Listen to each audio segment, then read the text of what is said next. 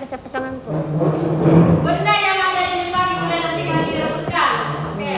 Jadi kata singkat, siku, sakit, sikat. Oke. Siku, siku, sapu. Sikat itu tidak ada. Sapu sebagai pengejo, ya. Kata sapu sebagai Sapu tidak ada. siku, perut, Tidak ada perut. tadi sakit, sikat. Ulang harus berlomba mengambil ya kan?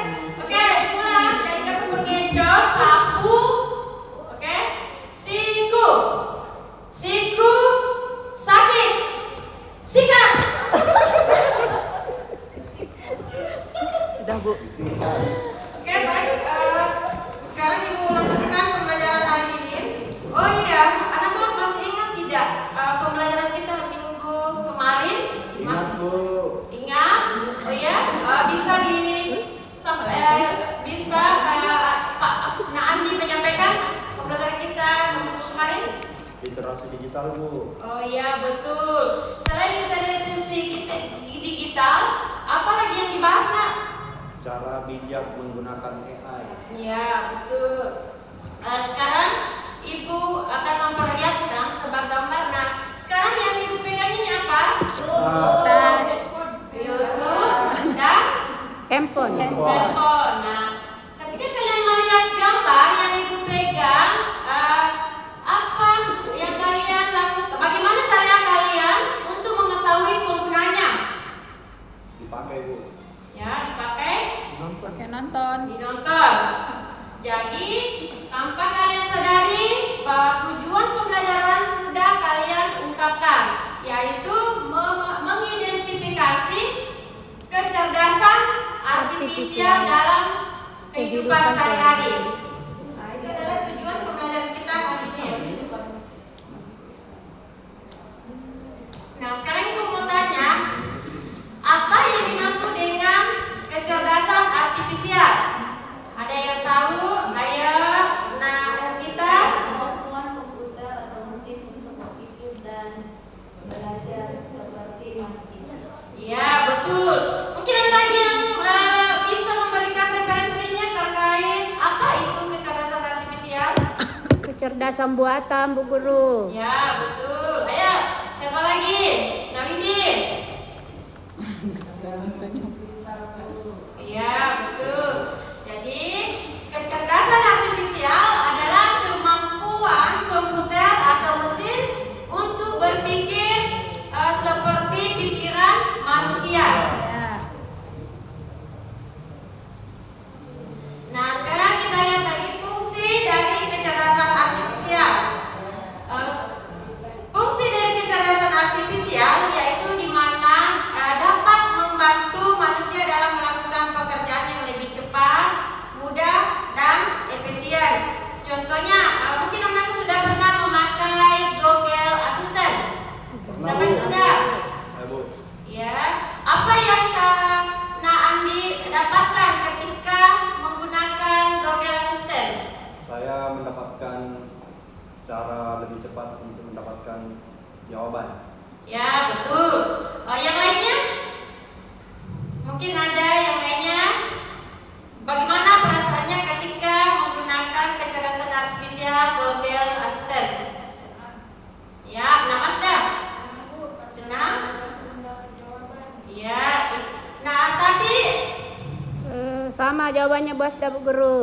senang. Jadi dengan memanfaatkan kecerdasan artifisial tentunya kita diberikan kemudahan dalam mengerjakan tugas-tugas kita. Tapi tentunya kita harus bijak dalam penggunaannya ya. Oke. Selain itu fungsinya seperti contoh pada aplikasi hiburan yaitu Spotify dan Netflix. Ini memberikan rekomendasi mengenai wajah, mendeteksi penyakit dan membantu belajar. Nah, apakah kalian selain menggunakan Google Assistant pernah menggunakan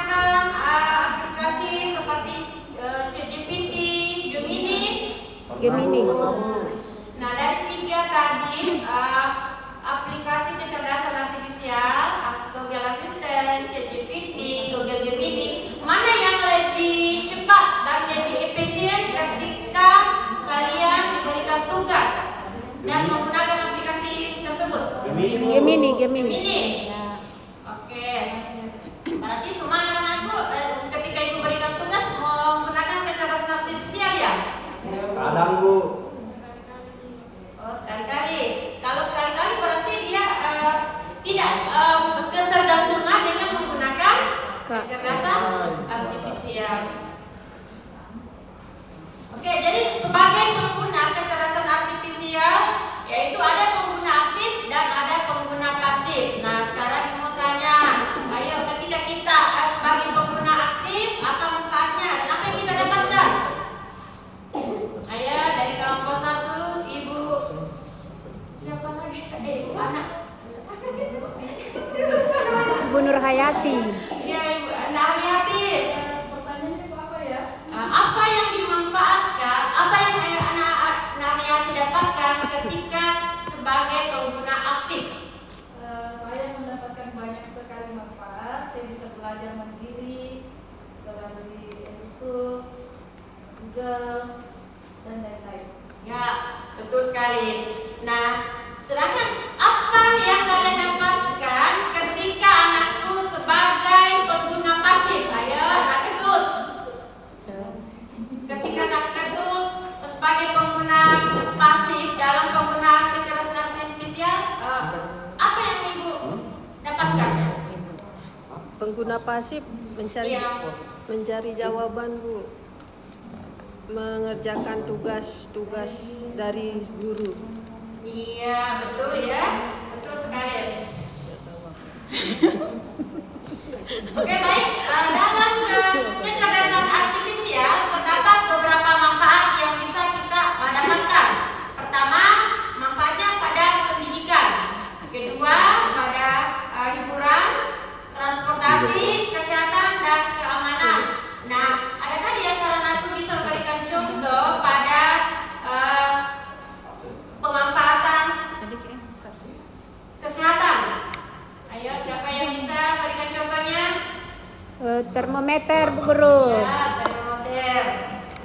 Oke. Baiklah, itu tadi penjelasan dari Ibu terkait dengan pemanfaatan kecerdasan artifisial. Dan di sini Ibu akan membagikan LKPD di mana aku diskusikan satu kelompok 2 orang.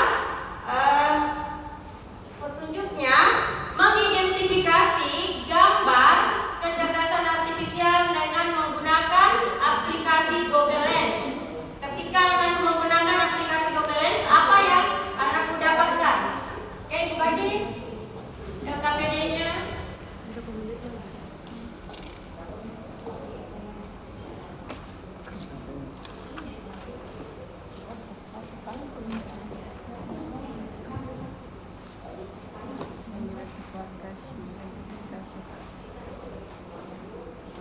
Ayo silakan dikerjakan 3 menit dari sekarang.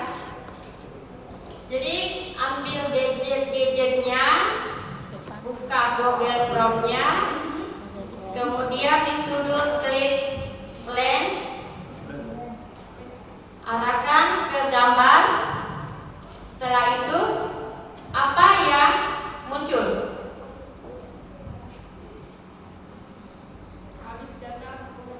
Habis data enggak?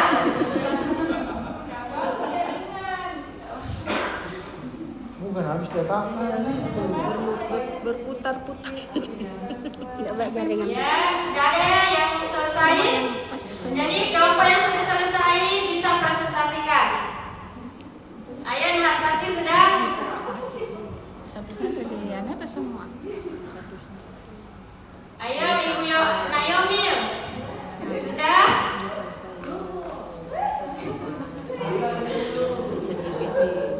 Min 2 menit. Ya, Naryati. Ya, ini 10 penjelasannya tentang Canva, ambil Canva, ChatGPT, Google Assistant, ini. Kita sedang saya menggunakan Google Lens, dia AI itu memberikan penjelasan bahwa kapal itu seperti ini dan seperti ini. Iya, jelas sekali. Beri aplaus untuk Nak Ayah. Ayah, ada lagi yang lain, contoh yang lain. Sama Bu. Apa yang kalian dapatkan ketika menggunakan Google Lens? Ayah, tak Widih.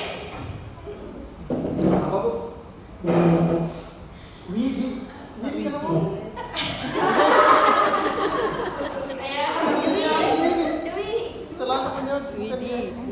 ayo Nak Andi, sudah? Sudah Bu. Waduh. Jadi kenapa? Pakai Ketika Andi. menggunakan aplikasi Google Lens untuk mengidentifikasi kecerdasan gambar kecerdasan artifisial, apa yang muncul? Satu-satu. Apa yang Andi dapatkan? Tak muncul ke bininya. Google Lens. Ya, boleh. Cocok ini penjelasan foto ini. Bisa kan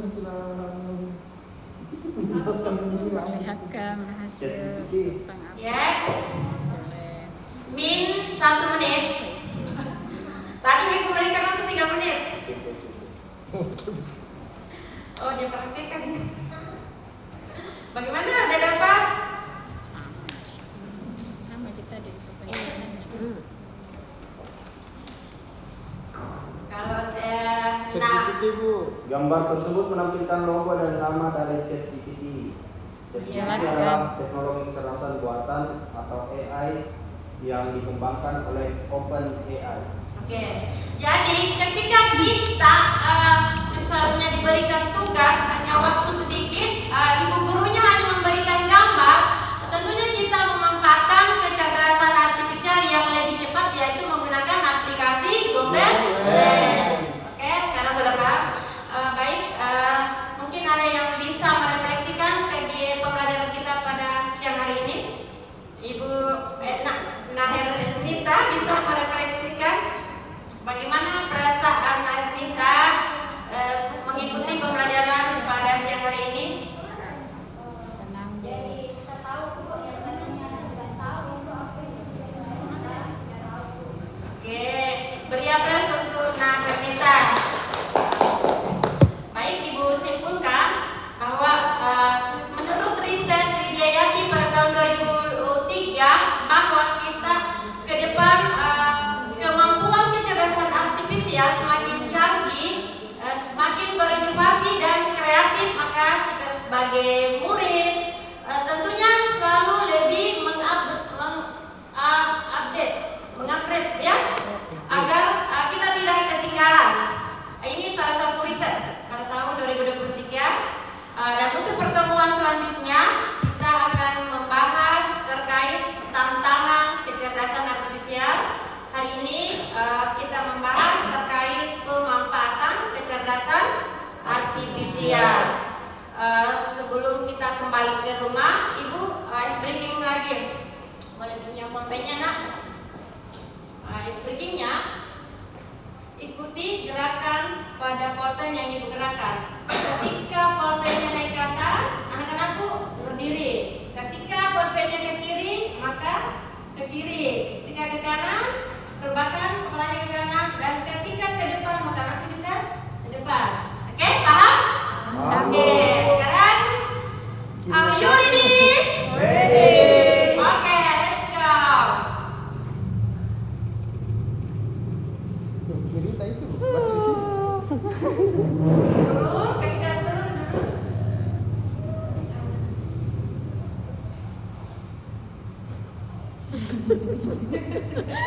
Oke, untuk melemaskan otot leher ya anak ya. Oke, sebelum ketua kelas saya minta salah satu ketua kelas kembali untuk memimpin doa. Silakan Nak Widih. Ya teman-teman, sebelum kita pulang, marilah kita berdoa agar kita bisa sampai di rumah dengan selamat. Dan ilmu yang kita dapatkan bermanfaat untuk kita. Berdoa menurut agama dan kepercayaan masing-masing dimulai. Selesai. Ibu akhiri dengan ucapan Assalamualaikum warahmatullahi wabarakatuh. Sampai ketemu di pertemuan berikut. Ya.